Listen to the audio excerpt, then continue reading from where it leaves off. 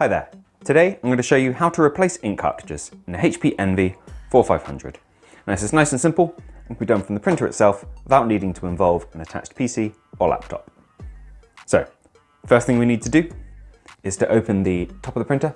Now we've got the scanner bed, but you want to go lower than that. If you get your fingers in just about a centimetre or so lower, you'll find a recess.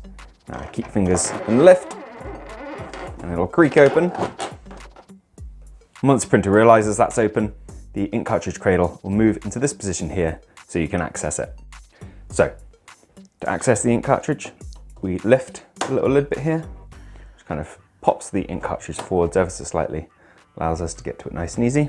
Take that one out.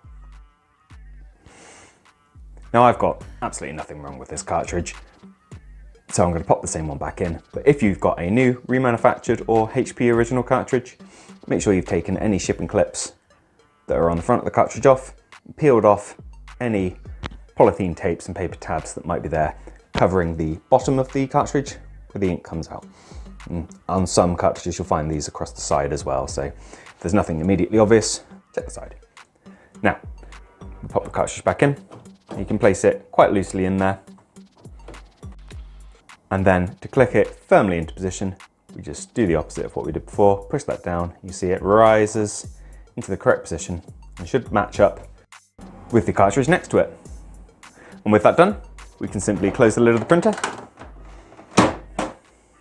and leave the printer to take a look at the cartridge and make sure it's perfectly happy with it. If you have any doubts, just pop back to the screen of the printer, look for any messages, and you can even go to check the ink levels to make sure the cartridges are being recognised. I hope you found this video useful. If you have, let me know with a like. If there's anything else you'd like to add, pop it down in those comments. Otherwise, thank you for taking the time to watch this video, and I'll see you in the next one. Take care. Bye bye.